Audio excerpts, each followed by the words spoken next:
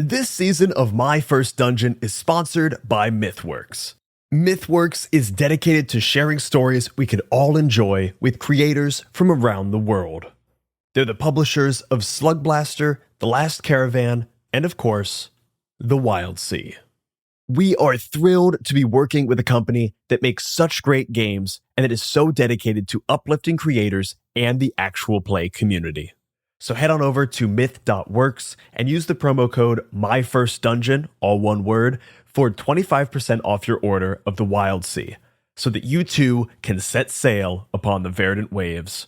Once again, that's 25% off the Wildsea when you go to myth.works and use the promo code MyFirstDungeon. And with that, enjoy the show.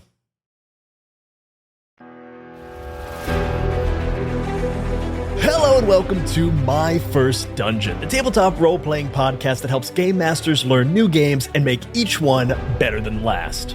This season, we are setting sail on the rustling waves as we dive headfirst into the Wildsea. This season is going to be very fun. However, I am not going to be the game master for this season. Instead, we'll be turning that game master mantle over to Elliot Davis. Elliot, welcome back. Hello. Good to be here. How's it going? You ready to be the game master, or rather, for this game, the Firefly? I am. Well, I will be. I'm not yet, but I will be. Yeah. So, Elliot, when we were talking about this season, I feel like we both saw the Wildsea and we're like, we have to play this. Like, just cover and vibes alone, we were like, oh, this must be on the show. And then digging more into the game, we were like, oh, yeah, absolutely confirmed. What is it about this game that made you excited to play it and want to run it on the show? So first, like you said, I mean, the vibes alone were enough to grab me and get me interested in this book. And kind of first came across my radar when we were at Gen Con last year, and we actually had the pleasure of meeting Felix and chatting a bit with him.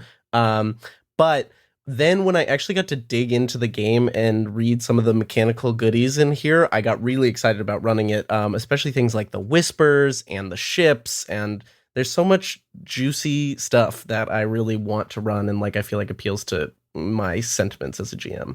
Also, cactus people. Yeah. Hell yeah. I'm really excited for this game. I'm excited to be a player in this season. You know, I say I so rarely get to do that, but more and more I am getting to do it, which is always a dream. But to start us off, Elliot, what are you most nervous about going into this game that hopefully the game designer Felix, who we'll be introducing in a moment, can help assuage those fears? Honestly, I am worried about trying to do too much in the time we have because there is so much that I like about this game. I'm worried about over prepping because I think it's based on like reading through the game tells you not to over prep, but there's so much delicious stuff that all I want to do, like my instinct is to just like use all of it and over prep the crap out of a session. But I also want to, not do that and let the players guide a lot of the stuff. So over prepping, I'm a little worried about doing just because I'm so in love with the world, but I don't want to like assign what I think the world should be onto everyone. I want it to be collaborative. Especially when there's a book that is this rich with like lore and mechanics and characters that are so different from like swords and sorcery or like sci-fi or hi-fi. It's just like it's much more singular than a lot of role-playing games that you just want to like eat it all up and spit it all back out and just be like, look at all this great stuff. Anything else that is particularly stuck in your craw that you're stuck in my craw? Yeah, what's stuck in your craw, Elliot? Some specifics mechanically that I want to make sure that like I encourage the use of and also make proper use of are things like whispers, the depth and pressure mechanics of the new Storm and Root expansion, and then just generally making the ship feel alive and like part of the crew. I know that was like a wish for a lot of our players, so making sure that the ship feels like a living thing that we're all engaging with throughout the story. Love that. Well, we want to make sure that you are set up for success. And on My First Dungeon, there's no better way to set up a game master for success than by talking to the designer of the game themselves. So introducing now is the designer of the Wildsea, Felix Isaacs. Felix, welcome to the show. Hi, that's me. I'm Felix. Great to see you. Hey, Felix. It's fun having you on because this season and our, just like as a fun bit of context, this season and our Orbital Blues season that we did late last year both came about from the same interaction at the Roenwerk and Deckard after party. Mhm. Like, That was a good after party. I enjoyed that. great Not to after spill too party. many secrets, but brilliant time. So, if you liked our Orbital Blues season and if you're about to fall in love with our Wildsea season, you have Roenwerk and Deckard to thank at least a little bit. Truly. To be fair, we got Roenwerk and Deckard to thank for a lot of things. They're a lovely bunch. Absolutely. That's true. They're killing it. And when we met you, you were sporting your Any medal for the Wildsea. Yes, I Oh, was, that's because I true. didn't take it off. From the moment I won it to the moment I left the convention.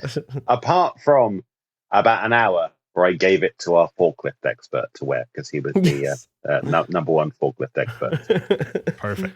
I don't get to win medals very often, so, It's rare that anyone gets to win medals outside of professional athletes. So when you get it, you really want to take advantage of it. It's like after the marathon in New York, you always see a bunch of people the next day wearing their marathon medals. And there's always a part of me that's like, hell yeah, you Yeah. wear that fucking medal.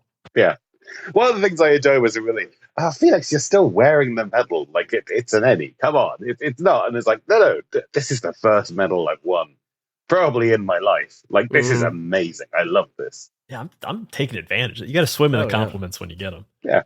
Hell yeah. Well, to start us off, Felix, just kind of looking at the Wildsea from the very initial seed of ideas, what were the inspirations for this book when it first started? So, in terms of real world stuff, I was living in Japan, and I could see both a forest, a mountainside, and the sea from my office building. And so, over time, those concepts just kind of came together.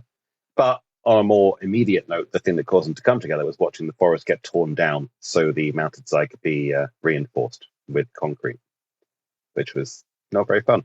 And that brought in the whole, like, what if nature won type thing, which underpins all of the Wildsea. So it's a much more real life kind of eco reason than some games, but that is what kind of put it into my head in such a strong way. But then there was also the actual game design side of things as well, which was that I'd been isolated from role playing games for a long time, living and working abroad, and not really being part of the online scene at all. And I really wanted something that was, well, back then I didn't know the term fiction first, but something in which the narrative took more of a fore, because up to that point I played a lot of Call of Cthulhu and a lot of Pathfinder and a decent amount of 3.5, and that was about it. And then hadn't played anything else for years, really. So I thought I'd try and make a game that suited how I felt now, having completely missed the PBTA and FIDD booms across the industry, which would have made my early designing a hell of a lot easier. And then for anyone who hasn't already picked up the Wildsea or hasn't dug into it yet, can you give us a quick overview? Because I don't think we've actually said it on this podcast yet. What is the Wildsea? Okay, so the Wildsea is a fiction-first narrative game where you play wild sailors. You essentially form a crew and then create a ship to crew and sail that across the kind of titanic expanse of a treetop forest, which acts very much like a sea. Trees have covered the world after some grand disaster, grand ecological disaster in which nature won and will continue to win forever as far as the game is concerned. Which means that you have the opportunity to do things with nature that you wouldn't normally get away with, like have a massive chainsaw ship and know that the path you leave behind you will close up again in a matter of minutes or hours rather than be a massive scar on the landscape forever. So, yeah, it's a game in which you can fight nature and not feel bad about it because nature has won, will win, and will forever win. I also just got to know, how happy were you on the moment after you thought of the term chainsaw ship? Oh, extremely happy. And I still see comments. People are like, what's this Wildsea thing? And people are like, treetop forest, chainsaw ships. Oh, you happy at chainsaw ships? And Yeah. it's like, yeah, I'm really glad I come up with that. Sometimes it doesn't take much to just really sell a thing. And every now and then you also get someone who's like, how would a chainsaw ship actually move through? Wouldn't it just cut its way like downwards? And it's a weird fantasy game. Just if you can accept magic and other things and light speed in sci-fi, you can accept that chainsaw ships can also pull themselves forward as well as downwards. And if it bothers you that much, there's loads of non-chainsaw options too. So Felix, I was saying to Brian when we were talking about this game that one of the things that I'm liking more and more from role playing games is when I, as the GM, am not doing a lot of rolling, and that we're putting the rolling on the players as reactions and things to move the story. So in terms of that rolling in this game, I'd love to just get kind of a summary from you of what the core dice pool mechanic looks like in this game for folks who aren't aware. You have a series of things on your character sheet you can draw dice from, essentially.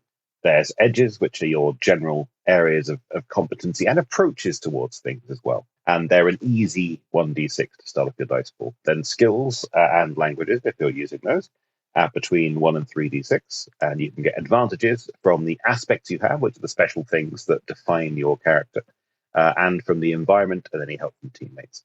So you end up with a pool, usually between 1d6 and 66 is the maximum. Roll it and look for the highest number as a result. And if that was it, it would be reasonably boring, but luckily that's not, because the results in the Blades in the Dark fashion are split into kind of 3 bands of success. All bands moving the story forward, but some in worse ways than others. But also, if you roll a double, you have a twist, which moves the kind of GM's authorial side onto the players for a short time. With a twist, something unexpected happens, and that unexpected thing is unexpected even for the GM. So the player, not that rolled it usually, but anyone else at the table can throw out some ideas on what might happen that is a small unexpected thing. And that's your basic dice system, unless you want to include cut as well, which I should include because people forget to use cut. Well, I do want to ask specifically about cut and impact, because I feel like that's where like my role as the GM comes in, is like when to put in cut and like how to talk about the different levels of impact. So could you take us through both of those? Okay, I'll do impact first because impact's simpler. Cool. Technically, they're both pretty simple, but impact's the one people get more easily. Impact comes in a few different levels. There's low, in which you don't really do much to the environment around you. Normal, which is normal. And then high, where you have a great effect on what's whatever you're trying to do, essentially.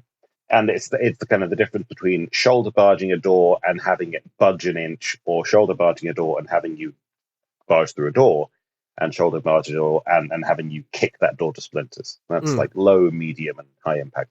But there's also massive impact, which is usually reserved for things like ship weapons, things that will obliterate whatever it's facing, or have such a great impact that things will be changed irrevocably.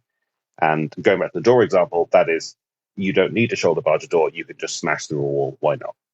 Or if you do shoulder barge a door, you take the entire frame off at the same time. And that's impact. It's a pretty simple system that mechanically interacts with how many times you mark a given track. But the bit that I find more exciting and interesting is cut, which is how the Wildsea handles difficulty. If you have any roll should be difficult, dangerous, or dramatic. Otherwise, you shouldn't be rolling. You should just do it. But if something is difficult, dangerous, or dramatic to a degree that is more than normal, the GM, Firefly, can start adding cut, which is a system where you remove rolled results. You don't take dice out of the pool. That just means you roll less, and that's less fun. Instead, you get really cruel, and you take away the highest result that someone has rolled if they're cutting. Or if you cut 2, take away the 2 highest results, etc., etc., etc. And cut is narratively a lot more fun, even though it is crueler than just removing dice in terms of in a kind of brute numbers game, because you get to see what you lost. Like that 6 and that 5 that you rolled, they're gone now. But you know you had that 6 and 5, and you can narrate how close you came and what got in the way. It is an aid towards role playing in that particular way.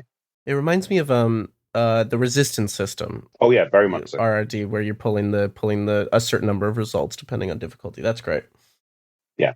I don't know if I subconsciously stole cut from the resistance system, because I did read Heart at some point as I was doing the Wildsea, and Heart is now one of my favorite games. So, but even if I did, I'm glad, because it's a brilliant system. Yeah, there are worse places to steal from. I have not a bad thing to say about Heart. Or most of its mechanics, but there are a few that don't always sit well with me. But that's fair for every game. There are a few Wildsea mechanics that don't sit well with me sometimes, and I wrote the thing. So Yeah. I think the other thing that is important for this game mechanically, and it's something that I, as a game master and as a player, just haven't played with much, mostly because I haven't done much Blades in the Dark type systems, and that is tracks, which is not a thing I've done very much outside of something like Yazeba's, where it's used much differently. So can you talk to me about how tracks are used in this game, and also kind of the size of tracks for various things? Because like in D&D, everyone kind of inherently knows, like, okay, DC 15 means this. Yeah. The size of a track is not something I inherently know at this point. No, that's entirely fair. So tracks are a series of linked boxes, or circles. I generally default to circles because they're easier to draw. And as things happen, you mark them. So it could be the time leading up to something, measured in players' actions. It could be how much someone likes you. And every time you do something for them or affect them positively in some way, you can mark their track. It could be anything, really. Tracks are a wonderful all-purpose tracking system, literally. And once a track is full, something changes. It could be something for the better, it could be something for the worse, but something always changes when a track is fully marked. As for length, it's mutable. Characters all have their own tracks. The aspects, the things that make them special, have a track between 1 and 5 boxes, and that acts as a kind of damage-absorbing sponge. When an aspect's track is full, they lose that aspect. But if you don't mark an aspect when you take damage, you just take an injury, which is far worse. A 5 is a good kind of, this is the average chunky track to have. A track of 3 is easily filled by 3 discrete actions, or 1 normal-ish action and 1 high-impact action, or just 1 massive thing might fill a 3 track on its own. So 3 is on the lower end, 5, 6 is the middle-ish, and when you get past 8, you're either having to fill it with really high-impact stuff, or lots and lots of actions over a long period of time. So tracking down the big bad of a campaign might be like a 12 track or a 15 track or something. As long as the players know, not even just the characters, as long as the players know, you don't need to fill this in 1 or 2 sessions. Like, this will be a thing you slowly fill over time. Interesting. But yeah, track length is really variable because tracks are meant to be filled at different paces. You could literally have a track that is like countdown to the root quake, where the sea is about to shift and everything goes wrong. And every box on that track is, say, the 5 track, every box on that track is a split-second decision that someone on the crew gets to make. And it's filled in, 2 or 3 minutes of real-world time. I really love the way that the book, I know I was reading part of this book yesterday, and there's a part of it that describes going on a mission, like setting sail, as like you set out from a port, you have a track in front of you, and once this track is filled, you get to your destination.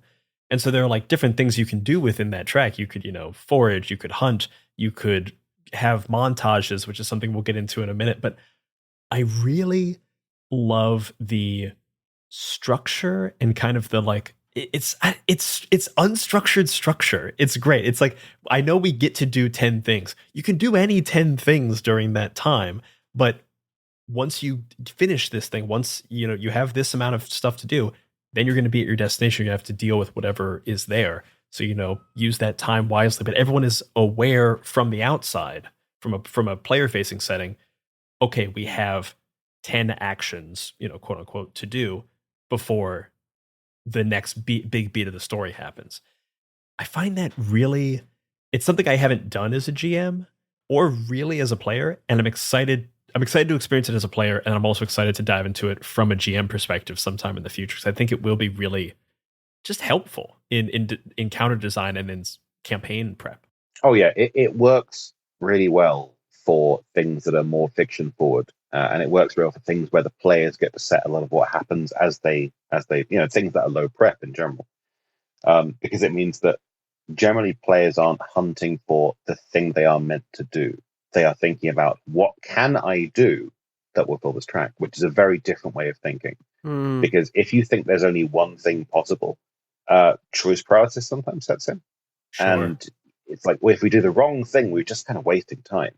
Whereas with a track system, you've got a few boxes to fill. There's obviously more than one thing you can do. So why not try that weird idea you've had? Yeah. It's a nice way of helping people be a bit more confident in what they can do. There are no real wasted actions. And even if it doesn't fill a track, with the way the Wildsea's rolling works, it will affect the world in some way. Because the worst result is not a failure, the worst result is a disaster. Everything goes wrong. Yeah. Right. It's still moving forward, just not in the way you would like it to. Yeah, there is no failure. There is only triumph. Wait, this is amazing. Everything's great. Conflict. Oh, this is okay, but it could have been better. And disaster. Oh, God, no, what's happened? Those are the only three options. Those are great options. Speaking of this idea of like everything still affects the world, I do want to talk about whispers, because I think it's one of those things that like I responded to a lot in reading. It just was the kind of thing that like I was like, oh my God, like words have power and you can like alter reality in these different ways, and like the different levels of volume having different effects. And it's something that I really want to use in this season. But I guess I kind of want to know if you have any specific advice for like introducing whispers, or like when you give them, when you encourage people to use them, how to make sure it's something people are encouraged to use. Part of it depends on how whispers appear in your game. One of the fundamental principles behind the Wildsea is that everybody's table is different, and that your Wildsea might not be like someone else's Wildsea. I've seen people play the Wildsea in kind of weird fancy lands, which is generally what I do. I've seen some people do it as, this world was once Earth. If you go down deep enough, you find tower blocks type things. And that's not how I typically play it myself. It's absolutely fine. And the same works for things like whispers. Whispers are, if you go into the fiction of it, living words. They burrow into your head. They're echoes of situations and fantastic moments, or terrible moments sometimes. And when spoken, they can affect the world. But whether you do that as a kind of out of the fiction of the game thing, if you want to have something that's like, well, a whisper's really just kind of pulling at the kind of skeins of fate slightly. This thing would have happened anyway, but I'm using this whisper to make it happen.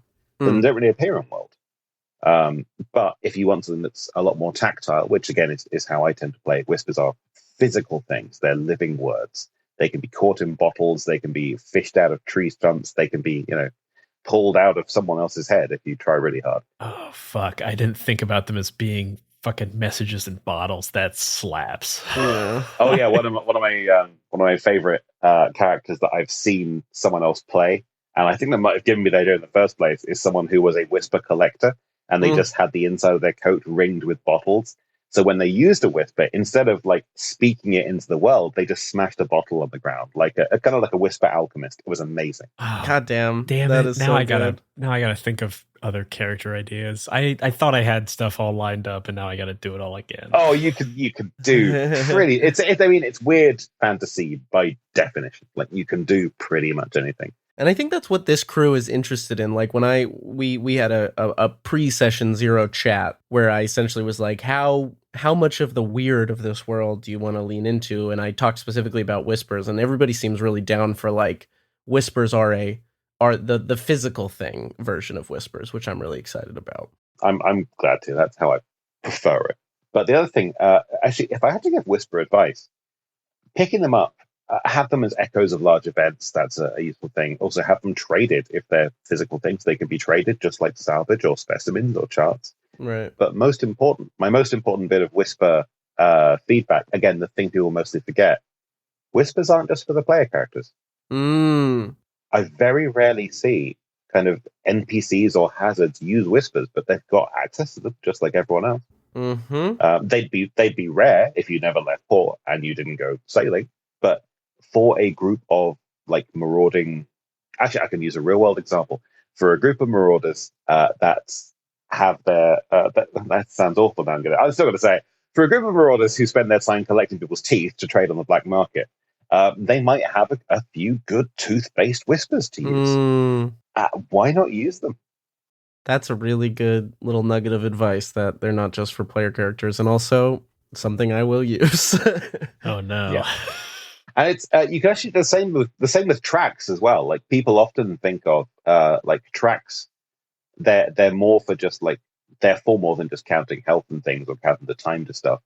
If you want a particular hazard, marauders, pinwolves, whatever, to have something waiting in the wings, you can signal that with a track. You can show that kind of anime-esque build up towards their special move. Mm-hmm. And that's where tracks, the mutability thing comes into play, because you can have certain things knock boxes or knock marks off that track, as well as other things mark that track. Right. So, yeah, don't be afraid to represent or foreshadow what is happening. Even if the players don't know specifically what it is, don't be afraid to have a track out there in the open and say, hey, this is a hidden track. You know it's here. You know it is. It's not going to be good. Don't let this fail. Oh, I like that about the hidden track. So not treating hidden tracks as fully hidden, but what they are is hidden, but showing that something is ticking. Yeah, there's the 3 levels of track are like open, hidden, and secret. A secret track, no one apart from you as the Firefly knows it's there at all. But a hidden track, people are aware it's there. They might even have the name, but they won't know specifically what it's leading up to. They'll just have that little hint. Very good. I feel like a thing that I learned that I like doing in role-playing games that I learned initially in D&D was like telling people what a DC was and letting them roll it so you know what you're looking for. And it somehow is way more impactful when you roll and you're like, oh yes or oh no. Whereas if you just roll and go, is a 15 enough? And then it's just no or yes, it's less exciting. But when you see it in front of you and you can feel that countdown mechanism or that like obvious goal, you immediately know and you can get actively excited in the moment that the thing happens rather than waiting for someone to confirm your excitement or depression. Definitely. And I felt like that when I used to play D20 style games as well. Like that was a thing that I felt quite a few times, especially with one of my DMs who was a lovely guy, but he kept everything secret. And after a while, it's like, I just want to know. I want to know if this is a tense situation or not. Yeah. Because when you say, oh no, I only got a 12, waiting for the bad stuff to happen, they go, oh, that's enough. Right. It helps to frame things when you know, is this a DC 12 or a DC 25? Is this a 2-track thing or is this a 12-track thing? It's like... Right. Sets a different context when you're like, this hidden track has 8 versus this hidden track has 3. It's like, that's automatically giving it weight. Yeah. This one I drew butterflies around, and this one has skull and crossbones at the end. Maybe focus on the butterfly one. Oh, and there's also track breaks as well, where you can put a little breaks in the tracks showing something is going to happen at this point, even if the full track isn't filled, etc., etc. There's a load of really simple but really effective tech you can do with tracks. They're very flexible, but just a series of marked boxes. Yeah, it seems like, in terms of what I was saying about worrying about over prepping, it feels like you do a lot of your prep by just creating a handful of tracks. Oh yeah, I still fully hold that the Wildsea is a low to zero prep game, especially in terms of what you put on paper. Have some ideas and then see how the start of the game goes and let those ideas evolve. Over planning is kind of the curse for a Firefly, like that you should avoid at all costs. Far worse than underplanning, because if you underplan in the Wildsea, which I personally don't think is possible, but maybe it is theoretically. If you underplan in the Wildsea, the mechanics, the fiction first mechanics, twists and things, they will give direction or opportunity, because players will come in and they will give their ideas. If you overplan, you'll get into that situation where you know what you want to come next, but maybe the player's got something else that they want to come next. And in traditional role playing, like how it was done in the olden days, now I feel old. Oh God! But in traditional role playing, a bad DM would always be, well, my story comes first. That kind of thing doesn't happen. Like that doesn't work. And we've luckily moved past that for the most part. Yeah. Not always, and not at every table, but that's life. No, but it's also not the kind of thing that I want to do with this season. It's just like I can feel my brain already wanting to just like make a bunch of cool stuff out of what I'm excited about in the book, but definitely don't want to get into like a over prepared railroading kind of situation.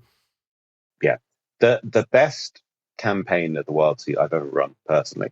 I planned out, I think, 3 things in advance.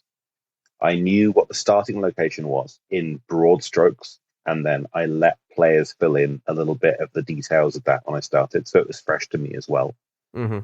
I knew roughly what the end was going to be in terms of what would happen if the player characters didn't intervene. But I kept in mind that there was a chance that they wouldn't intervene. Like, they might get way off track and this thing might happen. And I didn't need to track it, but I could have done. I could have made like a 20-box track leading up to it and just marked one every single session. When the 20th box is marked, it's the end of the world. Hooray, well done. But I tend to avoid tracks for that kind of thing. Doesn't mean you have to, but I tend to. And the third thing I did was, like, I really like this creature. I'm going to use this creature. This is the hazard. It's going to turn up somewhere. Might turn up, like, in the first session. Might turn up in the 10th. Might turn in at the hold the ship. Might turn up leaping out of the sky. I don't care. I like it. I'm going to use it. Yeah. So, yeah, just pick a few cool things. Midnight Muscadines is a cozy, dark tabletop role-playing game where light and shadow intertwine in a fractured world. Players take on the roles of marmoteers, brave adventurers who journey into the untamed wildernite to collect the elusive Midnight Muscadines, craft magical jams, and protect the fragile light of Nim. Through collaborative storytelling and resourceful gameplay, players weave tales of courage, community, and the pursuit of balance. Will you preserve the light, uncover the truths hidden in the shadows, or reshape the balance of the world forever? Midnight Muscadines is perfect for fans of Studio Ghibli and Sea of Stars who seek to capture the magic of exploration and the heartfelt adventure in a world where small heroes make a big impact. Play Midnight Muscadines as a traditional GM'd game, GM-less, or even solo. Midnight Muscadines is crowdfunding now on BackerKit. Join the campaign at pandeongames.com/muscadines. I'm Quinns of tabletop role-playing game review show Quinn's Quest, and this is Play to Find Out.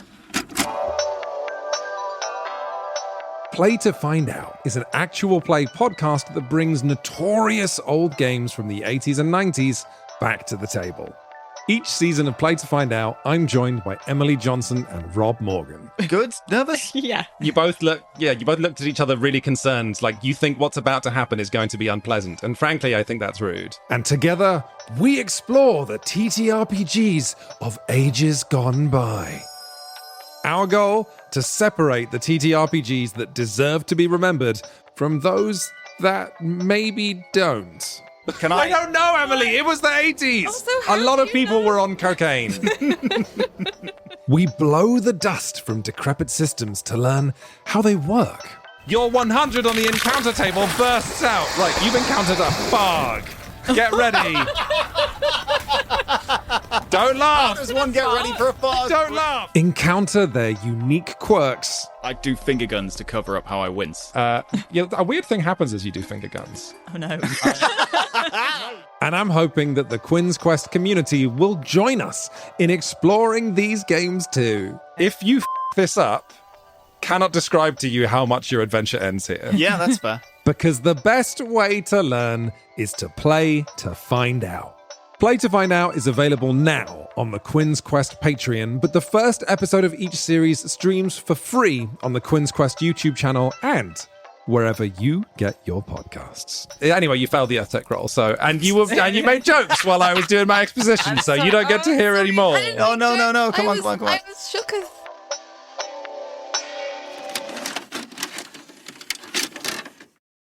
There is a thing about games when I see game books like the Wildsea, which is a thick book. It's a hefty guy. It's a tome. Oh, yeah. 360 something pages.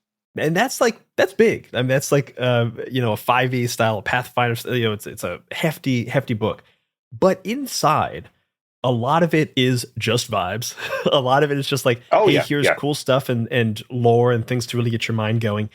And a thing that both me and Elliot picked up on that we really like seeing in a book like this is a number of times, like more than I think I've seen in any other book, there are parts where you call out like, hey, if you don't like this, don't do it. or here's an alternate version if you don't like this, or Yeah. hey, if you don't like this book, take just the name The Wildsea and play your own game. It's very laissez-faire about what is important and what isn't. It just gives you all the options, gives you all the tools, and then allows you to choose.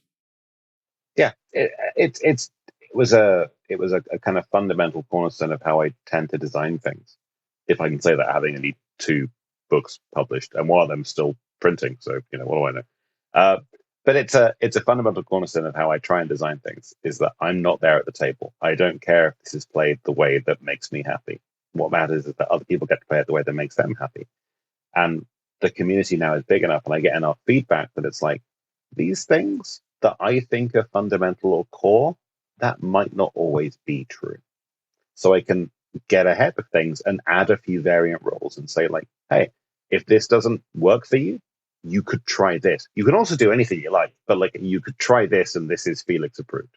Yeah, I particularly like the alternate character presentations that you give for I think every bloodline and post, like, here's what this is, but it could also be something like this. And I know that in talking to some of our players, like, that's already turning some things in their heads, which I love to see.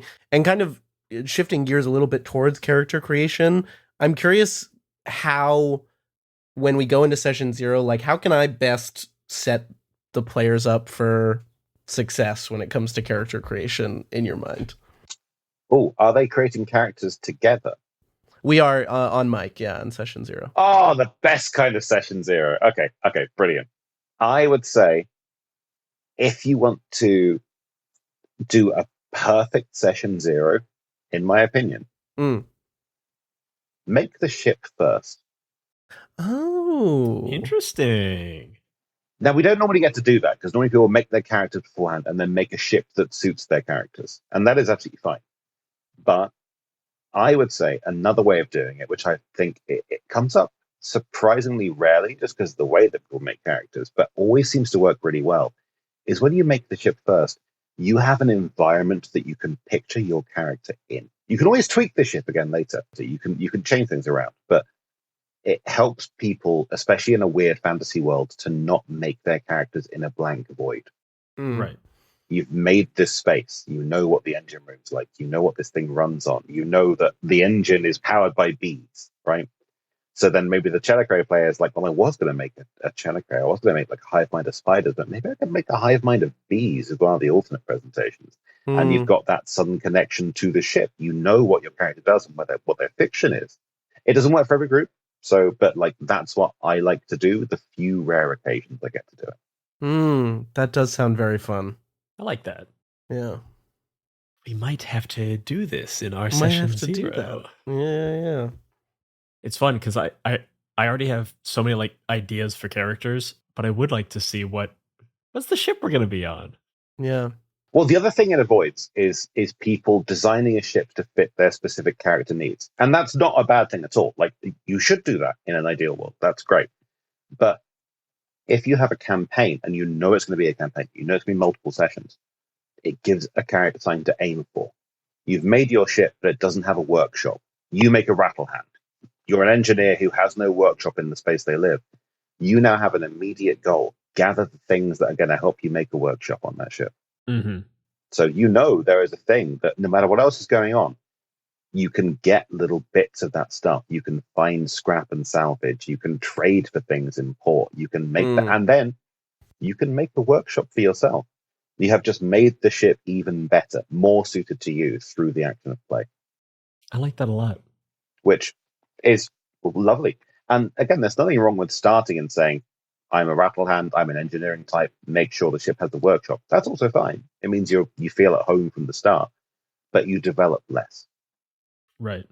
It is also nice because I feel like a game like this, I think this is also true with like most like seafaring or spacefaring games, is like you want the ship to be part of the crew. You want it to be a character. You want it to be like a living thing.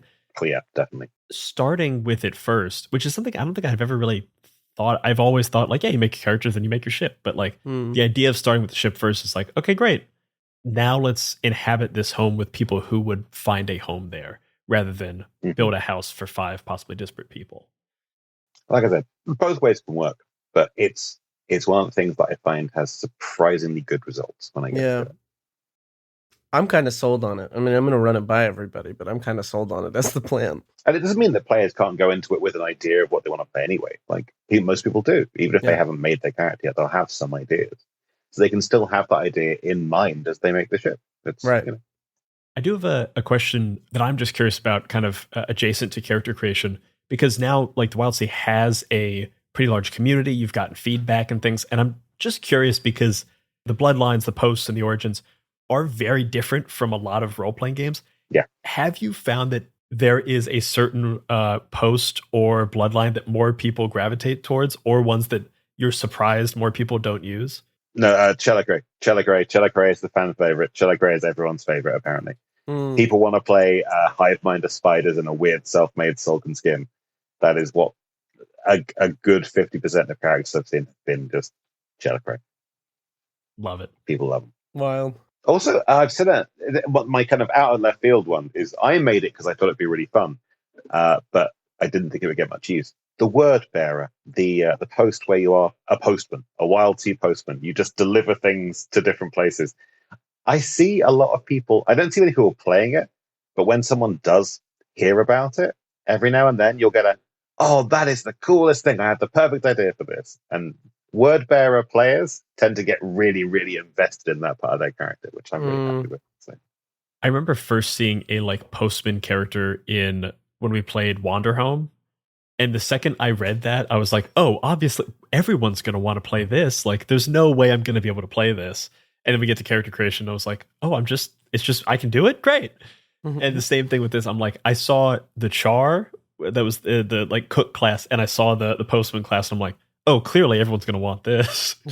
Chars are generally pretty popular in the world scene. There's very rarely a game I've seen without a Char of some kind, or a Steep, which is the kind of brewing. I think the Steep is so fun. Yeah, both of those. Well, I can't take credit for that one. The Steep was one of our guest posts from Rick, our head of playtesting, and he knocked out the park with that. Oh, yeah, it's great. Love it. It's great. So moving away from the core Wildsea, because one of the other things we want to do in this season is make use of this new expansion that you've put out, the Storm and Root expansion. I think all of our players, when we talked about like what they're interested in, we got a lot of like the Eldritch and the weird and the like unknowable, the Krezerin. And so I think that we're thinking about maybe diving into the depths of the Wildsea. And so I want to talk a little bit about what Storm and Root is bringing to the game and what some of these new mechanics of like pressure and snaps are. Well, Storm and Root brings airships and submersibles. I prefer the submersible side, obviously, because it takes you deeper into the sea. Although the airship side is also quite fun in its own way. But the airship side is very much about like suddenly you're a lone speck in an empty sky. Whereas the submersible side is, oh my god, there's things everywhere. We're being crushed by the physical and psychic pressure of traveling down into the dense branch network of the Wildsea, which we had hitherto just sailed on the top of, where it's reasonably safe. Didn't feel safe then, but it feels safe compared to what we're going through now. So yeah, obviously I like submersibles more. And the pressure system is just, the deeper you get, the harder it is for things from the surface of the sea to live. Things go horribly wrong. And snaps are an example of this. They are essentially bad twists. A snap lets you have really negative things happen to get a little relief from the pressure, like a little pressure valve being kind of tipped for a moment. Yeah, it's basically going deeper in the Wildsea makes everything worse. There you go. That's my tagline for it. Going deeper in the Wildsea makes everything worse. Can I ask, like, from the Firefly's perspective, like, how do you make that a tantalizing endeavor? Of like what makes a group of players go, yeah, like let's make our lives ship worse and dive deep and make our lives worse. Yeah, that's actually a surprisingly easy one. Almost all the cool things to interact with up on the surface have been dredged up through kind of NPC effort or root quakes or environmental movement from the depths in some way. So the deeper you go, the closer you get to the sources of weirdness, the unusual things that would be an oddity that you'd hardly ever find above. when you go deeper, you can start searching them out specifically. I Mm. want to find this kind of thing. Okay, but you're gonna have to dive to get there. Yeah, that's all in line with what we're interested in, the weird and the cool. Yeah. I kept saying during our kind of pre-production meeting, I'm excited for a scene of, instead of having a shopping montage, having a building montage where we transform a regular ship into a submersible. Mm-hmm. Oh yeah.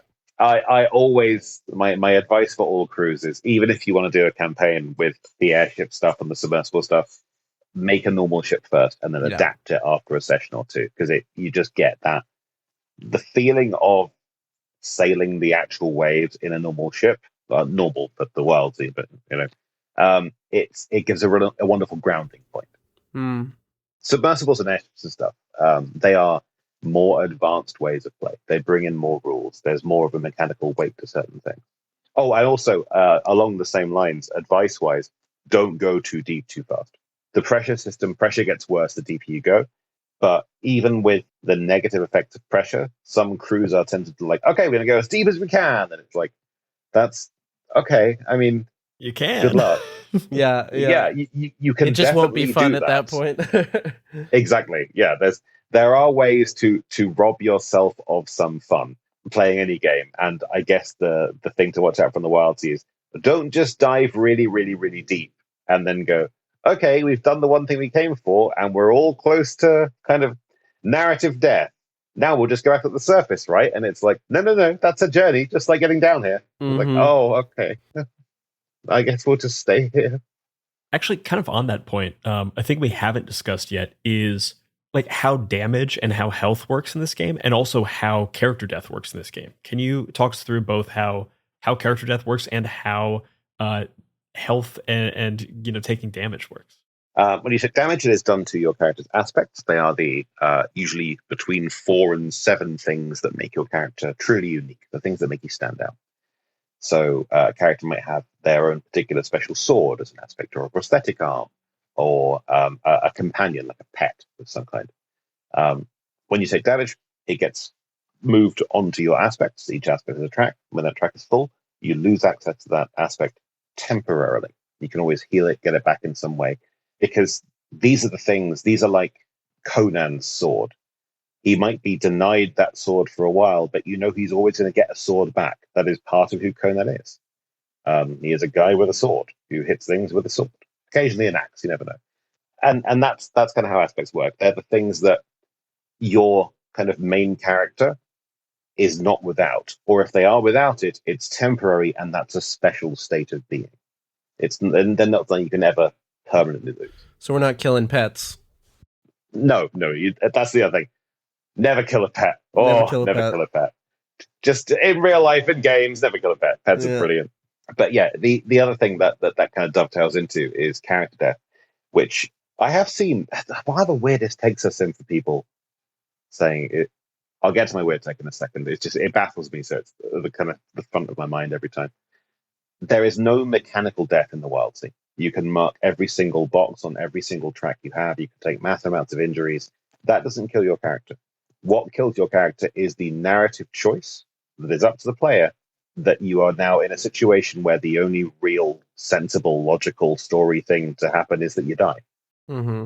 And that means some players, their characters very rarely, if ever, die. And others, they can die in a single session when they still have boxes left to mark on tracks. I've seen both happen. And I've seen people, especially more of the kind of older school crowd, say, but then if you can't die kind of accidentally, if death is a narrative thing, then there's no challenge, there's no danger. And it always confuses me, because I live in a flat, I've got a balcony, I could jump off that balcony and I probably wouldn't die. It's not high enough that I'd die. It would be really painful, though. I would definitely break some bones. It would be an extremely dangerous activity. It's not suddenly not dangerous because I'm not going to die. Right. It would change how you move through the world for a more while. Interesting. It's more interesting because you have to face the consequences of what you do. You don't just die and then go, well, I'm going to roll a new character, done. You have to live with the things that you do, the things that you go through, which I think is much more narratively interesting than just I've run out of hit points and I die. Yeah. And if you want a more old school version of the Wildsea, when you've filled up all your aspect tracks, you die. It's not a hard rule to add in, really. In fact, it's such an easy rule to add in. I didn't even add it in the core book as a variant rule because it seemed obvious. Yeah. But it's the one, like the Wildsea gets criticized for a few things, and some of them are more legitimate than others, but that's the least legitimate one, I think. Like, narrative death isn't any less threatening than real life death, and it means that you stay in the game that you want to play for as long as you want. Story is king. It's also the ultimate expression of the claim that I think is rightfully so made, that this is a narrative focused game, because it takes the most extreme version of that and says there is no mechanical way for this to happen. It is only happening through the narrative, which I think is just the ultimate check in the box of, is this a narrative based game? Yes, sir, it is. It's just, most stories, they don't have one of their main characters die. They can die unexpectedly and they can die dramatically, but they rarely die for no reason. Right. Because that doesn't really make a good story. It can be good for a shock occasionally, but it just doesn't make a good story, especially when it can happen at any time.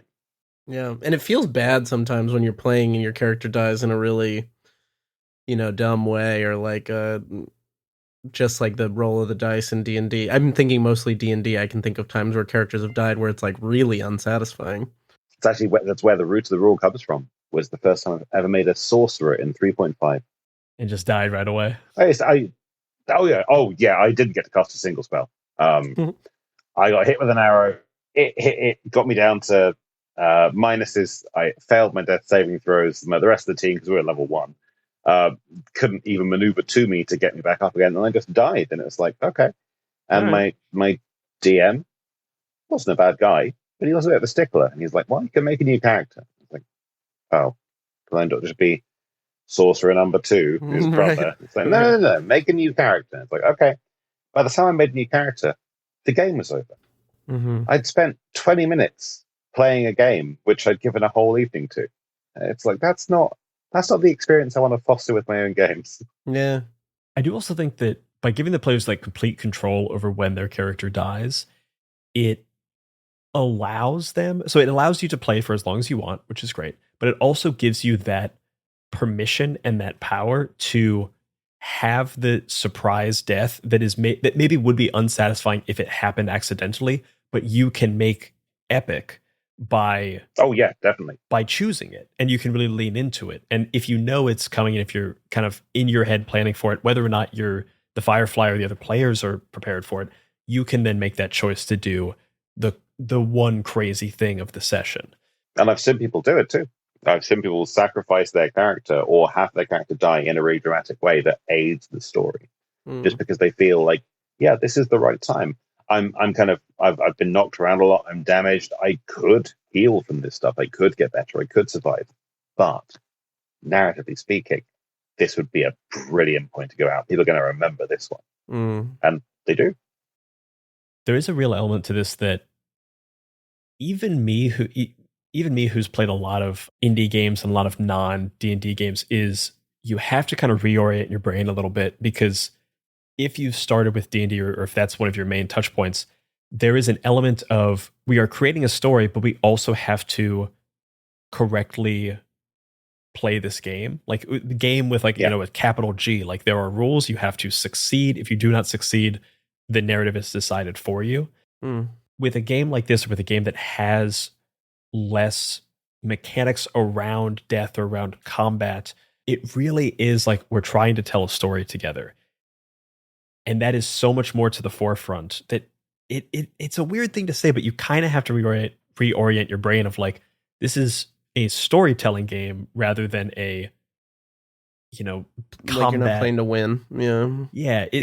Even more so the idea of like what the classic joke with D&D is like, oh, who won? It's like, oh, it's not really that kind of game. Like this is that times 10. Right. Yeah. And the thing I said to the crew when we met was like, this is a big book, which might be intimidating when you pick it up at first. But like, crucially, the thing that was clear to me after reading it is like, you don't have to be an expert in the Wildsea to have a great time playing the Wildsea. Oh yeah, definitely. There is, I saw one of my favorite criticisms, and this is one that I genuinely, I loved. of the Wildsea where someone said, like, but you've got 360 something pages, but there's only like 20 pages of dedicated setting. Where's all the rest of the lore? And it's like, well, it's kind of spread throughout the book because you don't want to memorize all that lore. Right. You just want to care about the things that matter to your characters. So, like, there's 20 pages of setting. You can skip 19 of those. Like, you can just read the core concepts and then make a character, and you are good to go. Like, because that's I think that makes for an engaging world. There's stuff to dig into. There's fiction bits in the book to delve into. You can read how all the other character stuff works. You can look at the reaches, the pre-made areas, but all of that is skippable if you don't want to jump straight into the world. And I think that's really important, that it's not as intimidating as it might first seem. It really is a game about, like, learn the absolute basics and then just do things that you think are cool for your character. And by learning how to do those things that you think are cool, you've picked up some more stuff about the world. Maybe stuff that no one else in the group will know. And that's your little areas of expertise because they're about you and the stuff you do and the places you come from. I do also really love a portion of the layout of this physical book is that, as you said, there's not a lot of lore, but there is a lot of like in-world fiction that's kind of like written on the sides of a lot of the pages. Yeah, lots of fiction, lots of art.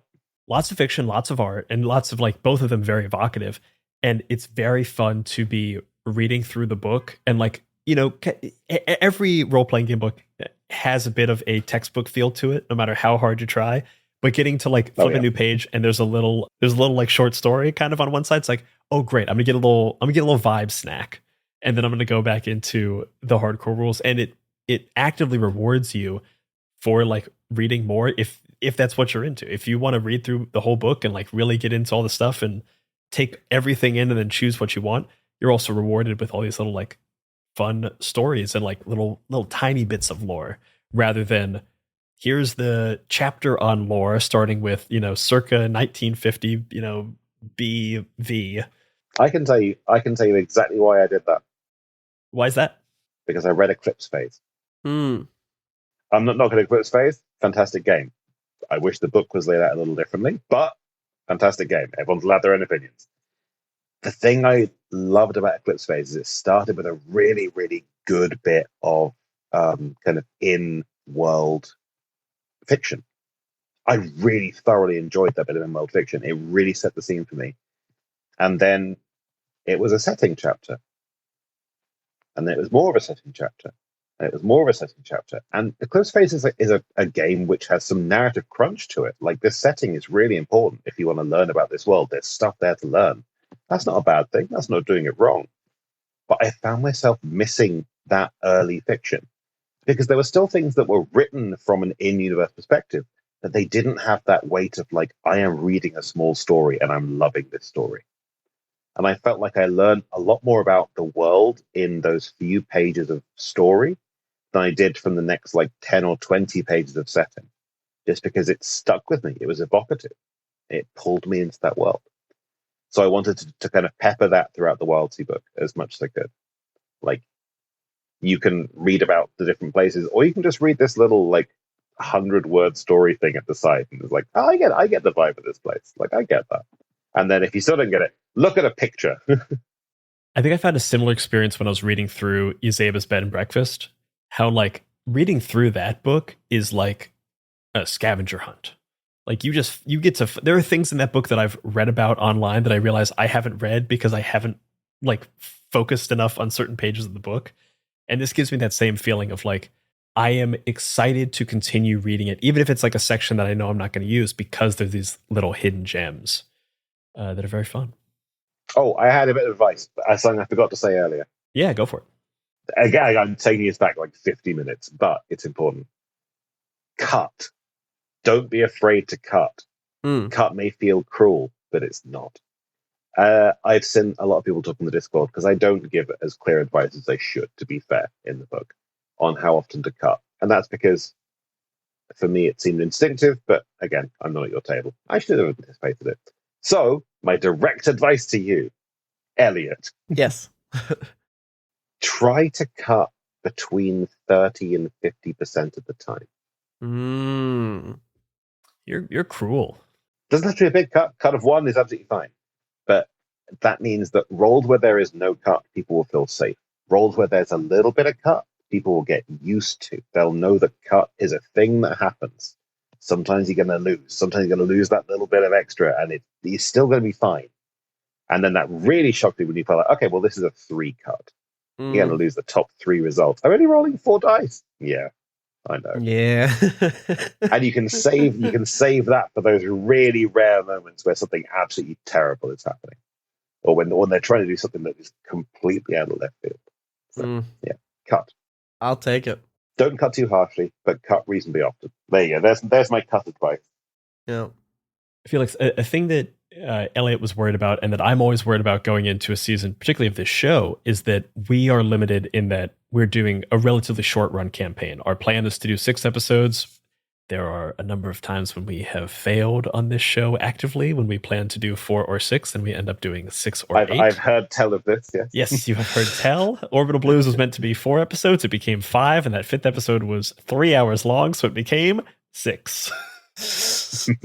Do you have any advice for running mini campaigns like this, and then also like advice for turning something that is shorter into a long running campaign, and how you kind of would approach those differently? For shorter campaigns, don't worry too much about the drives, the characters' drives. The story that the world is telling is more important. For long campaigns, or turning a short campaign into a long campaign, bring those drives in. Because a character's drives, if you don't know the system, are just things that that literally drive the character. So one character might have, each one has 3. One character might have help out rootless people, seek sand from the Eden Desert, and reach an accord with the wild beast. These are all drives. They very rarely can be worked towards in short time, because they tend to call out specific situations which are not common. They are things, they're goals to achieve. They're things you have to work towards. Longer campaigns, follow some drives. Let people start working towards completely fulfilling their drives. Shorter campaigns, if they act in a way that helps their drives, brilliant. But it shouldn't be the focus of the minute-to-minute roleplay, because you don't have time to explore everyone's drives and everyone's wants and needs.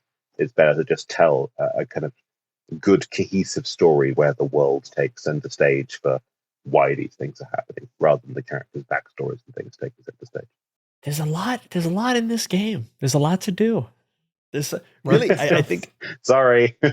Honestly, our biggest problem every season is that we pick up a game and we're like, oh, I want to do everything in the game. Yeah. And at the end of every single season, during our kind of final cast talkback, what is the common refrain of, oh, we should make a second season. Oh, we should make a campaign of this. Oh, I wish we'd done 10 episodes instead of 4. Oh, I had these plans for my character. And I think ultimately that is just the sign of a good game, that I am excited to dig into everything here. And I'm disappointed that I know we can either take a very light sampling platter of everything, or we can get a full steak of 2 or 3 things. Mm-hmm.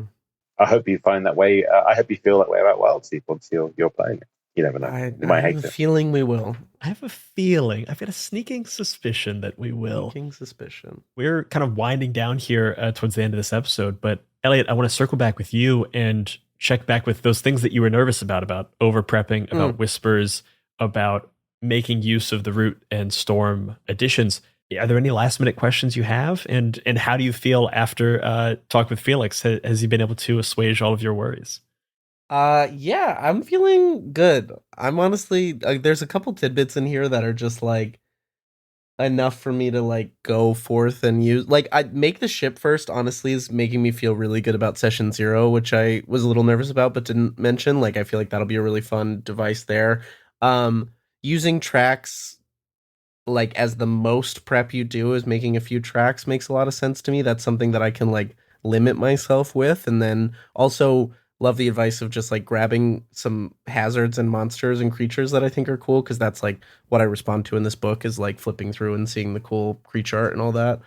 And yeah, the whispers, really, really excited about the whispers. Especially that person who was a whisper collector really makes me think I think I might end up being, I might, lean more liberal with whispers than less, but I think it'll be fun.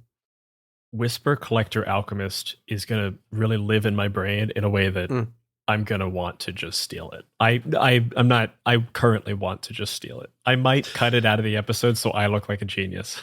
Actually, I got to spoil that cut now. My favorite thing about that character was that was the first Wildsea character that player had ever made. It was just for a one shot. No way. Love Yeah, that. it's a brilliant character. I hate them. I hate them. I hate them and their genius. I want to make more. I'm gonna sit down and make more characters tonight. Yeah. Well, someone made a Chelicrate character that was just the luggage from Discworld. Just a wooden metal box with tons of spiders inside that moves around on tiny spider legs. Like it was just the luggage. Very good. Very good. Yeah, I'm excited. For this. But no, I think I'm feeling good, Felix. This has been super helpful. Thank you. Good.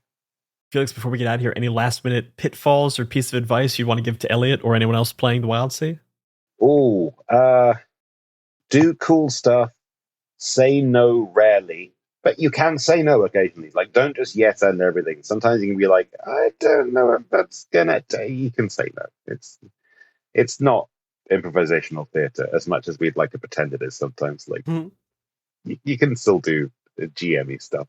But I think the other thing, don't forget to make use of unsetting questions, and don't feel like you can only use them at the start of a session as well. One of the nicest ways to have, especially again, low prep games, is to, when you reach a new location, you as the GM know a few things that are happening there. You know, the core bits. Don't be afraid to ask characters like what rumors they've heard about this place. They may or may not be true. Who knows? But you've now got some seeds that you can use or not as the story kind of dictates. Unsetting questions. Also made by Rick. He made the steep. He made unsetting questions. He's made like 0.5% of this book, but they're the bits that I talk about the most because I love the stuff he makes. So yeah, Rick, good job, Rick. Shout out, Rick. Yeah, and he's our head of playtesting, so he's the one person in the world who's probably played more Wildsea than me. Love it. We'll get him on the show next. Yeah. Oh, you should. He's amazing. Well, Felix, thank you so much for coming on the show. Do you want to let people know where they can find you and your games on the internet if they're looking for you? Yep, you can find all the digital stuff for the Wildsea and Storm and Root and the extra adventures and the Ship Gardens supplement, and it is just growing things on your ship. You can find all that at Felix Isaacs at itch.io. Well, not at, but you know what I mean. Itch.io, Felix Isaacs. Search the Wildsea on itch and you'll find it. And if you want things in the more physical realm, you can go to the Mythworks site, myth.works.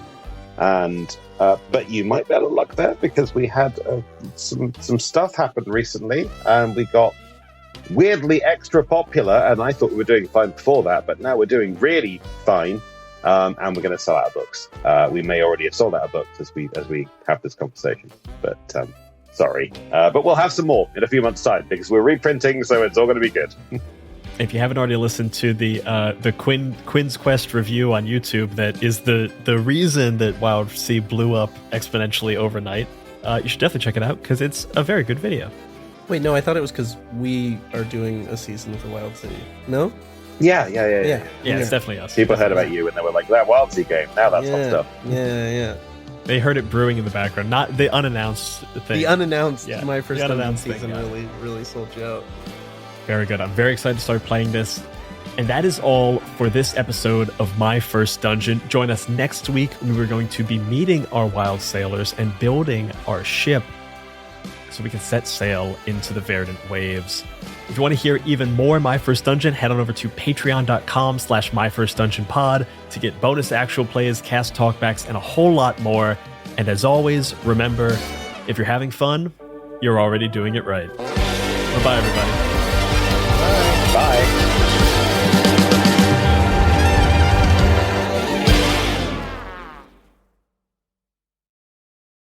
If you're hearing this, that means you listened to every last second of this episode.